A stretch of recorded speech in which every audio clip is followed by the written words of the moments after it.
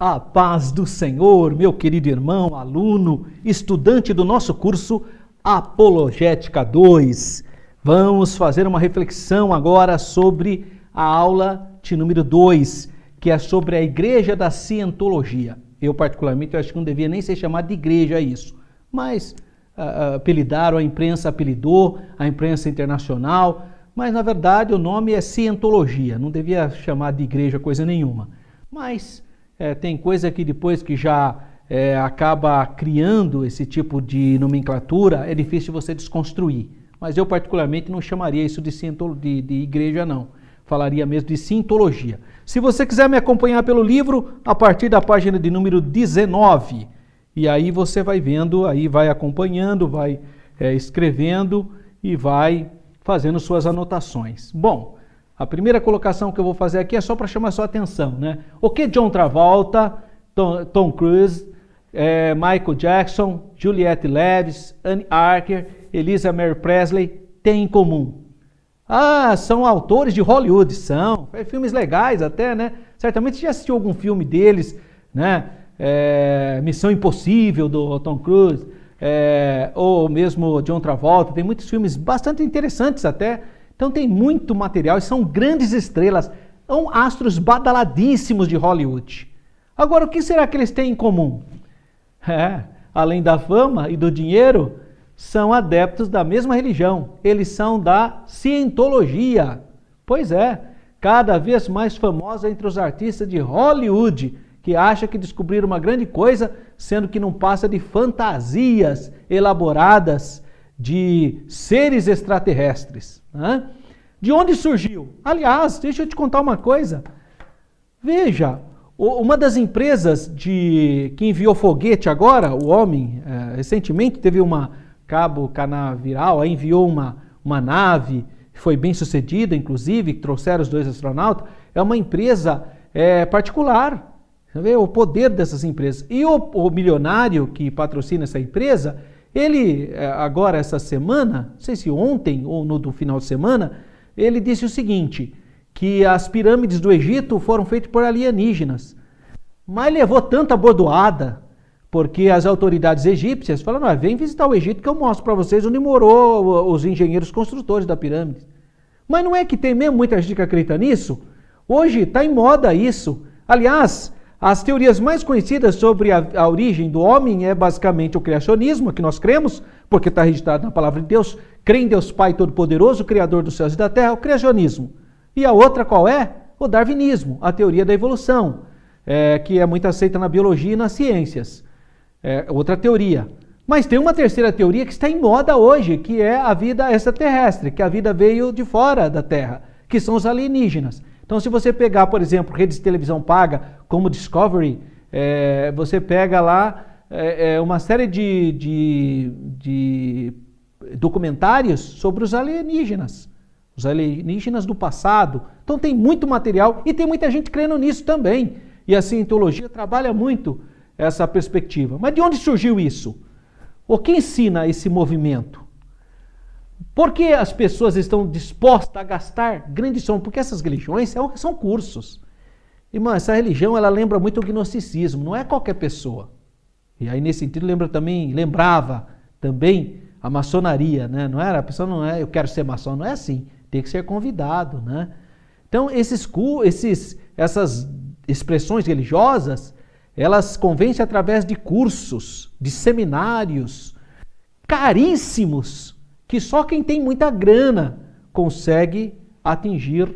E normalmente são pessoas, coitadas, que têm muito dinheiro, mas têm um vazio enorme existencial, né? Por que as pessoas estão dispostas a gastar grandes somas em dinheiro para participar de seus cursos? Será que os ensinos da Cientologia são compatíveis com a fé cristã? Porque tem gente que é um tolo útil, né? É um monte de cristão, não, irmão, é uma bênção. Sabe aquela fraqueza? Ah, irmão, sabe, não tem nada a ver. Tá cheio de crente assim que não conhece a Bíblia, então ele quer ser crente, mas quer ser maçom também. Ele é crente, mas quer ser da Cientologia também.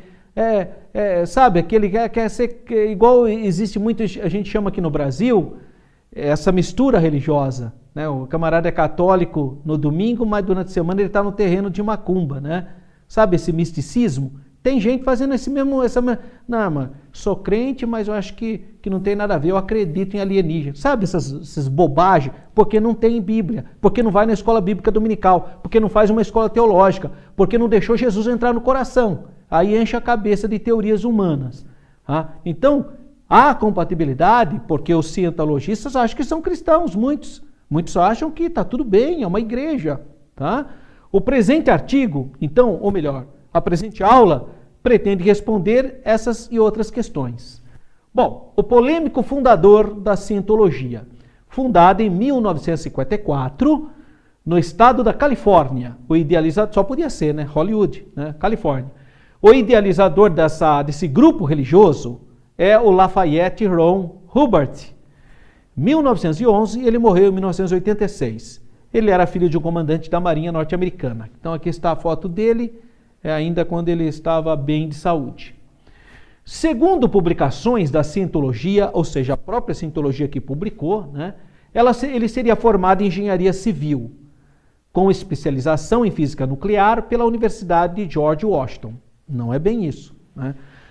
Mas a cientologia quer dar um ar de que as pessoas que fazem parte da cientologia são muito inteligentes. É tudo gente acima da média. São tudo intelectuais. Por isso que é importante ela defender essa tese. No entanto, os registros da escola revelam que ele cursou apenas 2 anos, sendo que o segundo em regime probatório, tendo sido reprovado em física. Afirma-se também que ele teria o PhD conferido por uma tal Universidade Sequoia da Califórnia, embora haja provas de que não existe uma escola superior com o nome de Universidade Sequoia da Califórnia. Sequoia são aquelas árvores enormes da Califórnia, né? São árvores monstruosas. Inventaram até uma universidade para tentar dar um ar de sabedoria para o fundador, né? Qualificado, então, e essa escola teria qualificado ele como título de doutor. Hubbard se consagrou nas décadas de 30 e 40 como um prolixo escritor de ficção científica. E naquela época era uma coisa fantástica, né? Dizer que o homem falaria, que nem a gente fala hoje pelo celular, sabe? A pessoa vendo você. Isso era tudo na década de 40, era impossível. Hoje é normal, né? Você liga aí, pega o seu celular, você vê sua mãe que está lá na China, ou se está lá no Japão, se está lá nos Estados Unidos, você fala. Isso, na década de 40, era tudo ficção científica. Quando se falava nisso, não, isso é impossível, nunca vai acontecer isso, não dá. Então, muitas das ficções científicas da década de 40 hoje viraram realidades, né? Bom, mas na época fazia maior sucesso isso, as pessoas liam, muito tipo, era escrito em formas de gibis, com desenhinho, aquelas parafernálias todas, e fazia muito sucesso. Né? Ele chegou a escrever cerca de 78 novelas desse gênero e outras obras. Ele ficou milionário escrevendo sobre... Então ele era um cara que escrevia muito sobre essas questões científicas. Então vendeu muito. Né? É um cara muito conhecido, Hubbard. Mesmo antes de fundar essa cientologia, ele era conhecido exatamente por essa literatura de ficção científica. A biografia de Hubbard não é a das mais confiáveis, isso é fato, pois alguns de seus familiares resolveram romper com a cientologia e emitiram depoimentos sobre Hubbard. E aí a casa caiu, né? Para seus seguidores, esses depoimentos não são aceitáveis, porque, segundo afirmam, faltam com a verdade. Bom, eu tenho que ser honesto para você. Qualquer um de nós, mesmo nós que somos evangélicos, mas qualquer um, dificilmente vai aceitar qualquer outro assunto quando se fala de um líder seu. É uma tendência natural, porque você conhece, vai querer defender. São poucas as pessoas que são espertas suficientemente para estar atentos aos sinais. Que as pessoas não são perfeitas e que deve sim haver sempre uma desconfiança, uma confiança-desconfiança de tudo. Isso em todas as coisas, irmãos. Você sabia que os psicopatas, os pedófilos se escondem como professores, como médicos, como religiosos? É ali onde estão psicopatas escondidos. Não significa que você vai ser uma pessoa desesperada e vai ver a teoria da conspiração como muitos hoje no Brasil. Não é isso. Mas você tem que ter o discernimento de espíritos. É isso que a Bíblia fala. Então, há uma tendência natural de você querer defender a sua religião, a sua liturgia, a sua liderança. Agora, você tem que ter discernimento, tem que ter prudência. A Bíblia fala, esteja vigiando, porque de fato Satanás se transforma em anjo de luz. Então temos que ter bom senso. Agora tem gente que não, jamais, quer dizer, confia tanto, não, nunca. Não sei, precisa verificar. Né? Precisa ter um pouquinho também de senso crítico. Não pode ser tolo ao ponto de achar que as pessoas são todas perfeitas. Perfeito é só Jesus, irmão. Agora, nós temos que ter um bom senso de analisar todas as coisas. Agora, não, porque esse é uma pessoa perfeita. E aí vira, infelizmente, o que nós vimos com denúncias aqui no Brasil, João de Deus. Então, muita gente não conseguia achar que ele era possível fazer aquilo. Hoje tem milhares de processos, de depoimentos, né? E outros líderes por aí, infelizmente até certos pastores também, que abusaram sim, e mereciam estar na cadeia. Então nós precisamos ter também senso crítico. E infelizmente a tendência é das pessoas, principalmente de seitas religiosas, de grupos heterodoxos, para eles a sua liderança é perfeita, eles são perfeitos, não existe erro, é imaculado. Isso é um erro, irmão, um erro crasso. Né? E é o caso deles, eles acham, não, eles estão faltando com a verdade, então eles não conseguem compreender, porque se o líder dele estiver errado, ele criou uma mentira, e aí pega mal, o orgulho dele é tão grande que ele nunca vai submeter a isso. Entretanto, uma das palavras mais duras ditas sobre Hubbard veio de Ronald Dolphy. O Ronald Dolphy é um dos seus 5 filhos. Esse senhor aqui, o Dolphy, disse que seu pai era um dos maiores trapaceiros do século. Olha, um filho falar isso do pai é gritante, né? Desde pequeno, Hubbard costumava viajar com seu pai aos países do Oriente, o que despertou seu interesse por diversas culturas e crenças. Mais tarde, estudou engenharia e física nuclear. Em 1950, ele publica o livro Dianética. Essa palavra ele inventou, né? Nem existia isso. Dianética, a ciência moderna e a saúde mental, que se tornou uma autoridade da cientologia. Isso virou a Bíblia da cientologia, tá? Do Hubbard. Em 1959, ele mudou-se para a Inglaterra e, devido à forte oposição às suas ideias, oposição mesmo, né? Porque era esdrúxula as suas ideias, ele deixou a Inglaterra em 1966 e passou a viver a bordo de um navio de 300 pés chamado Apollo, cercado dos seus discípulos, daquelas pessoas que acreditavam nessa ficção científica. Em 1967, começou a dirigir a Sea Organização do Mar, né? Sua congregação religiosa dentro da Igreja da Cientologia. Já começou a inventar coisa, uma religião, né? O que era ficção científica começou a virar religiosidade. No ano de 1975, Hubbard voltou aos Estados Unidos, onde passou a levar uma vida cada vez mais discreta, reclusa, retirada do público, inclusive da sua própria família. Foi então que começaram a surgir rumores sobre a eventualidade de seu falecimento. Ronald Dolphy, que é o filho, entrou com uma petição judicial num tribunal do estado da Califórnia para ser nomeado procurador dos bens do pai, porque ele tinha muito dinheiro, né, que ele tinha vendido muito sobre ficção científica. Todavia, o tribunal descobriu que o Hubbard estava vivo, vindo a falecer 10 anos depois, mais precisamente em 1986, deixando mais de 6 milhões de adeptos no mundo inteiro. Gente que crê em alienígenas, em vida extraterrestre, em ficção científica. Muitos pais não perceberam, mas a esquerda tentou destruir a educação conservadora. E muitos deles só notarão os perigos do globalismo e do esquerdismo quando for tarde demais. Aparentemente, o Brasil venceu o risco de se tornar uma ditadura comunista, mas o desafio de educar nossos filhos fora do alcance de mentes diabólicas nunca foi tão urgente.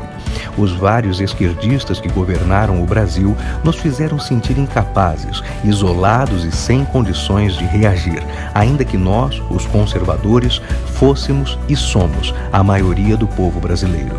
Por isso, a sua família precisa ler o Guia Conservador da Família Brasileira, escrito para auxiliar os pais que desejam ver cumpridos nas vidas de seus filhos e da nação brasileira os propósitos de Deus.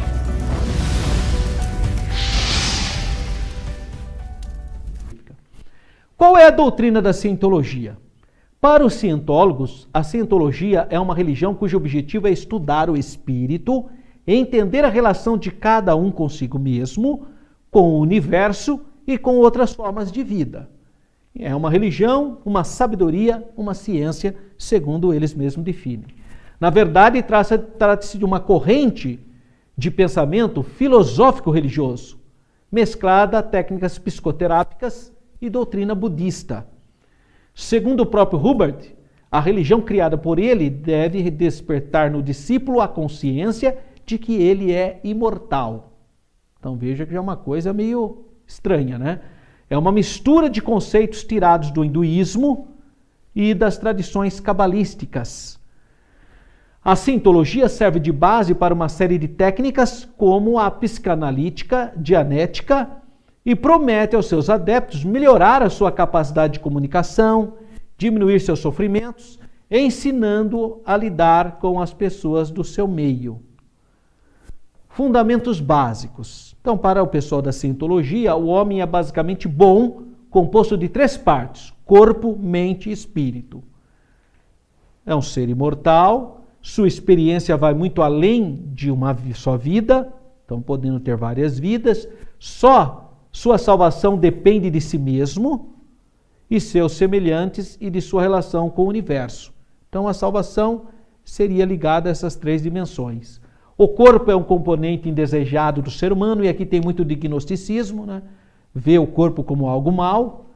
A mente humana é limitada e não permite ao indivíduo tomar consciência de que ele é destinado a sobreviver. A mente é o sistema de comunicação entre o Tetã e o mundo ambiente, que já são termos da cientologia. Então, espírito na cientologia é o Tetã.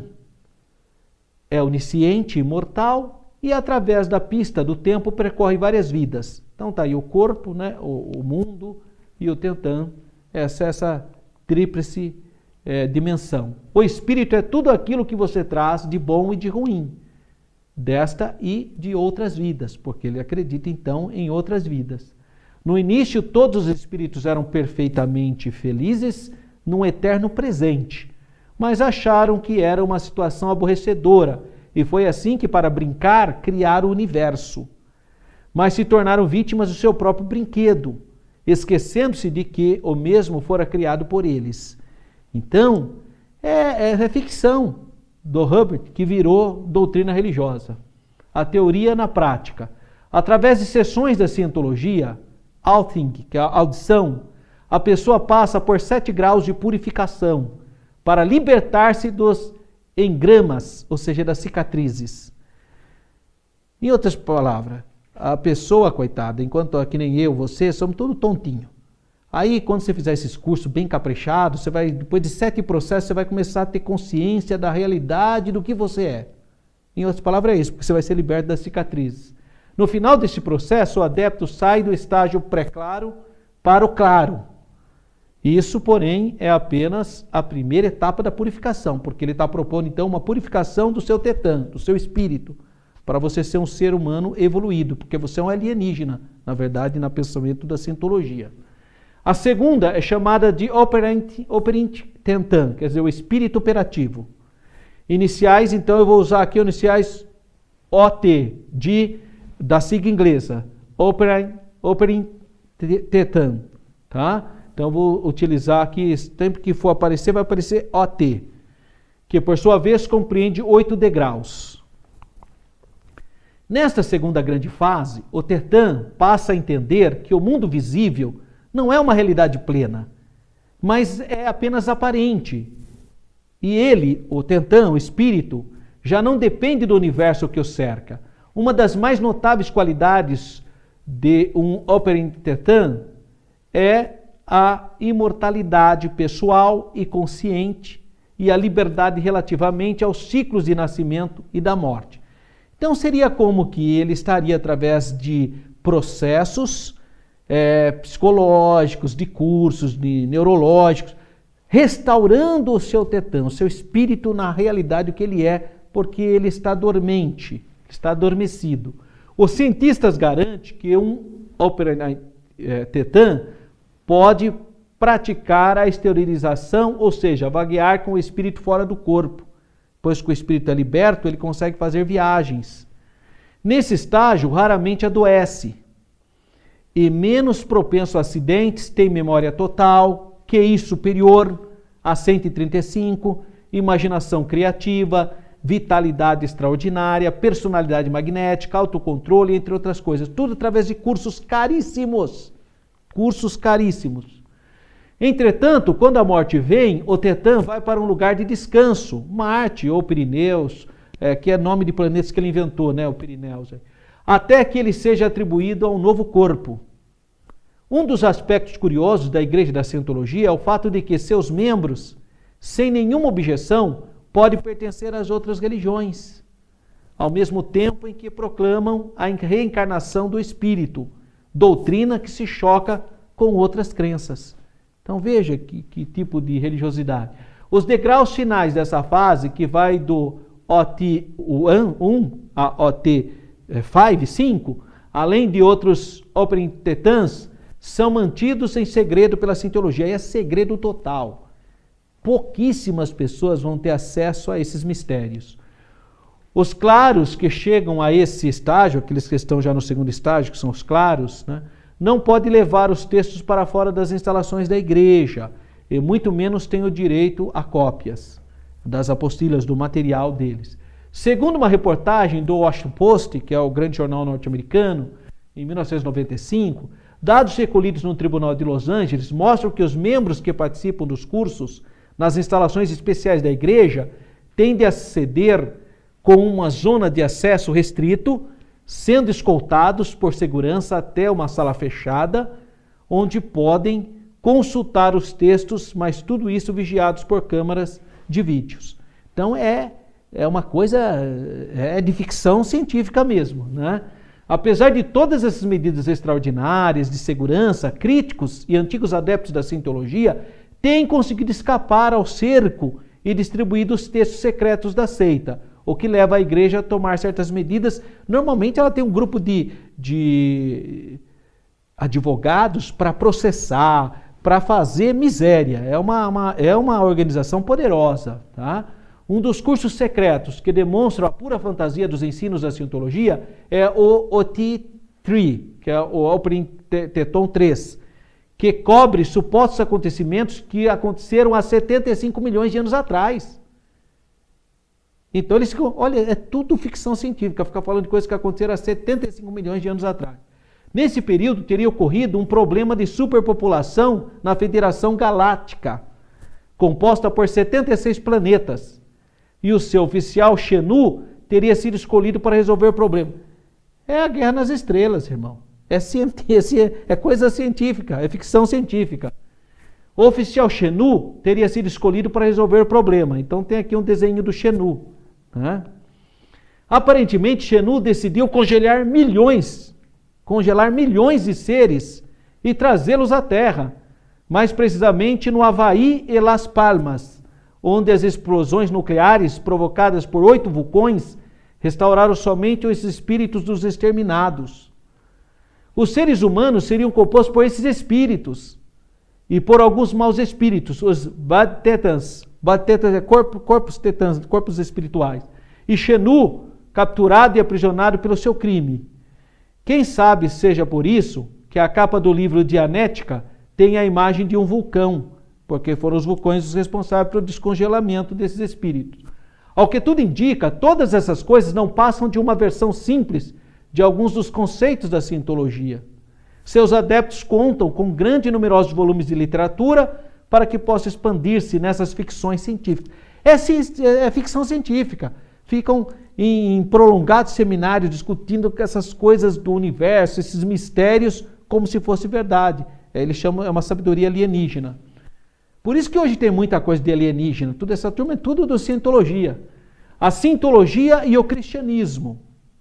Embora haja por parte dos cientólogos considerável esforço em conciliar os ensinos de Hubbard com o cristianismo, como se vê em diversas de suas publicações, como, por exemplo, a brochura intitulada Cientologia e a Bíblia, a verdade é que existe um enorme disparate entre a palavra de Deus e os ensinos de Hubert. Senão, vejamos, Deus, devido ao seu caráter eclético, a cientologia tem procurado nos últimos anos, assim como a maçonaria, designar Deus simplesmente como ser supremo, o grande arquiteto do universo, o Gadu, o ser supremo, força de vida, a fim de facilitar a entrada de pessoas de qualquer segmento. Qualquer pessoa ele pode trazer nessa perspectiva. É o que faz a maçonaria. Adotam ainda a posição politeísta. Existem deuses que estão acima de todos os outros deuses e deuses além dos universos. Em toda a Bíblia encontramos uma afirmação inflexível a favor do monoteísmo. Só existe um Deus verdadeiro e o resto é tudo falsidade. A Bíblia é clara, a singularidade do Senhor.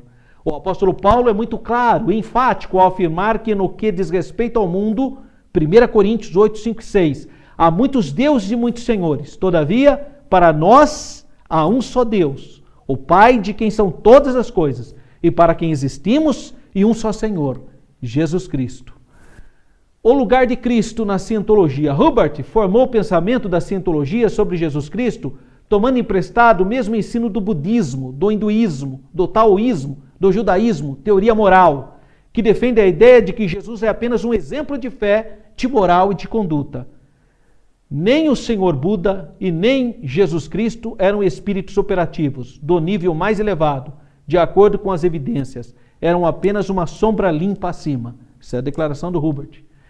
Não compactuamos com esses ensinos da cientologia, pois a Bíblia proclama que Jesus é o verbo que se fez carne. João 1,14. E o verbo se fez carne e habitou entre nós. E vimos a sua glória como a glória do unigênito do Pai, cheio de graça e de verdade. Então Jesus é o Filho de Deus, sendo o verdadeiro Deus e o verdadeiro homem. Uma só substância com o Pai, igual ao Pai em substância. O único mediador entre Deus e o homem, Jesus Cristo, o homem. Em todo o registro da vida do Senhor Jesus Cristo, em suas palavras e ações, encontramos essa singularidade. Ele declara: eu sou o caminho, eu sou a verdade, eu sou a vida, eu sou a porta das ovelhas, eu sou o pão vivo que desceu do céu, eu sou a ressurreição e a vida. Então não tem outro, é singular.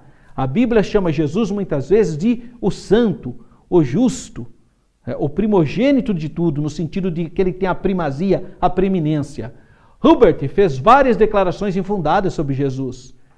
E uma delas foi que Jesus era membro da seita dos essênios, que cria na reencarnação. Isso é meio invencionice, né? Isso aí eu estudei no Museu do Livro em Israel, eu fiz o curso de arqueologia pela Universidade Hebraica de Jerusalém. Ninguém acredita nisso. Isso é a invenção deles. Jesus se opôs à reencarnação. Jesus se opôs à reencarnação.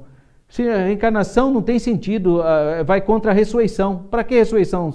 Ou você crê na reencarnação ou na ressurreição. Em lugar de ensinar a preexistência de todas as almas, como é próprio da cientologia, Jesus afirmou que era o único que preexistiu de fato e não estava em um estado reencarnado. João 8, 23. O homem não veio de uma estação de implante de outro planeta, como ensina a cientologia. O homem é deste mundo, unicamente da terra. Deus o criou do pó da terra. O gênero humano começou da terra, com a criação de Adão. A questão do desprezo pelo corpo, que também é uma doutrina gnóstica, ao expressar o conceito que tem sobre o corpo, a cientologia revela a origem de suas crenças. Ela diz que nós não pertencemos a esse corpo físico porque o corpo físico é mau. Esse ensino, no entanto, é idêntico ao pensamento do gnosticismo. Os gnósticos pregavam dualismo entre a matéria e o espírito, advogando que a matéria criada era má. A encarnação, a ressurreição e a ascensão de Cristo são essenciais ao entendimento e à fé cristã, pois mostram que não há lugar para essa torpe dicotomia entre o espiritual e o material. O cristão aceita o fato de que o corpo, além da criação de Deus, é sim a habitação do Espírito Santo. 1 Coríntios 6,19. Somos instados a glorificar a Deus com o nosso corpo, glorificar a Deus. Olha só o que diz 1 Tessalonicenses 5,23, e o mesmo Deus de paz vos santifique em tudo. 5,21, né? Em todo o vosso espírito, alma e corpo sejam plenamente conservados, irrepreensíveis, para a vinda de nosso Senhor e Salvador Jesus Cristo. Tiago 2,26 diz, o corpo sem o espírito é morto, está morto. A formação do homem, desde a criação de Adão, demanda um corpo, bem como um espírito, para que ele fosse uma alma vivente. Um dos propósitos da futura ressurreição do corpo do cristão é reunir o corpo e o espírito, formando um ser completo.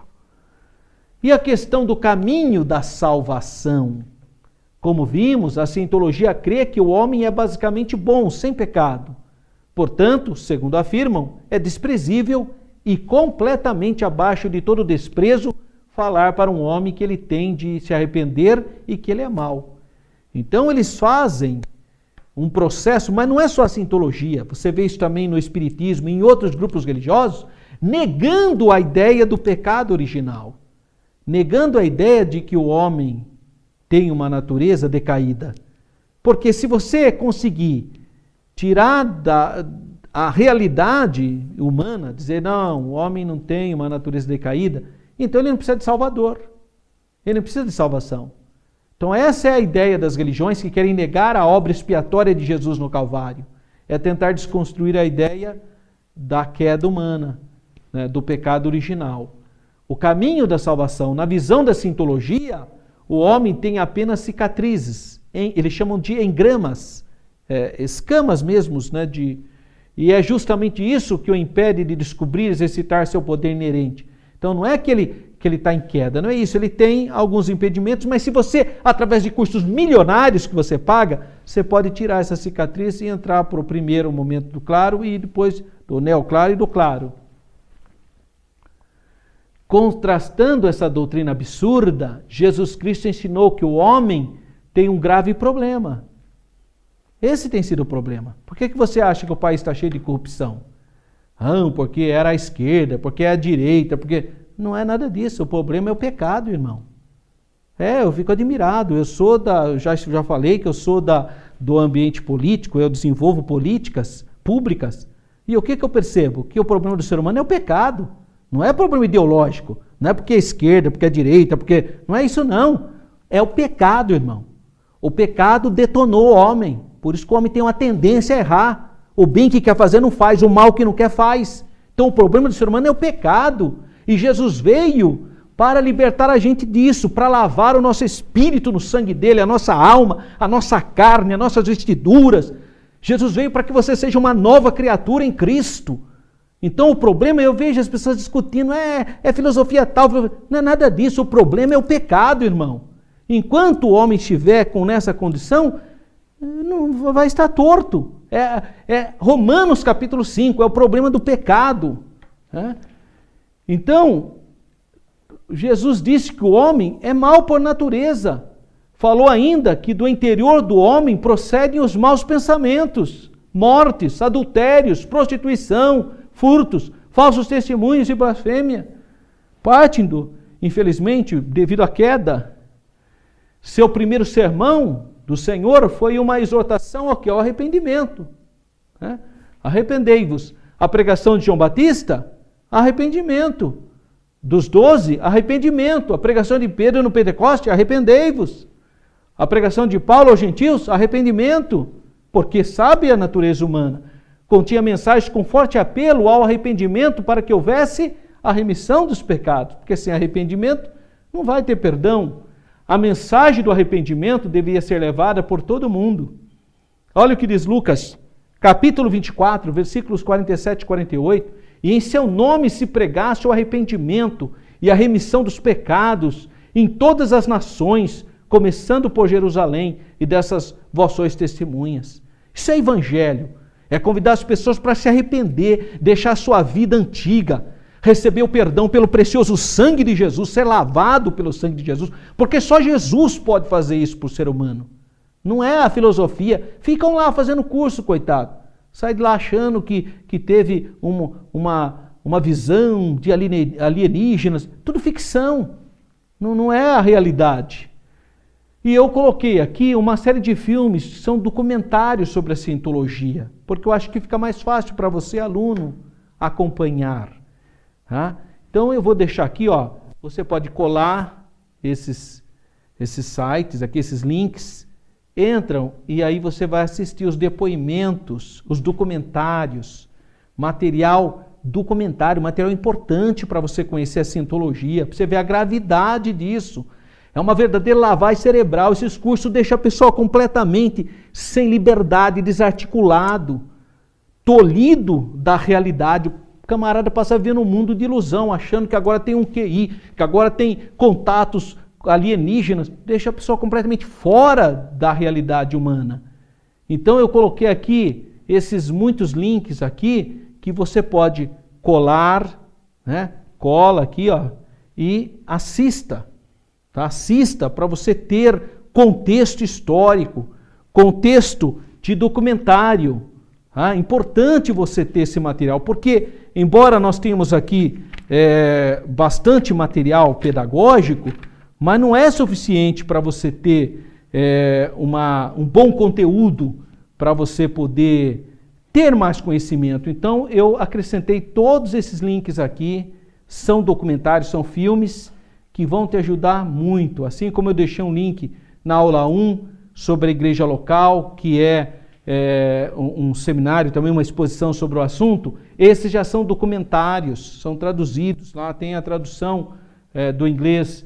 Isso é muito importante para que você possa efetivamente se aprofundar e ter uma visão mais ampla do conteúdo dessa aula.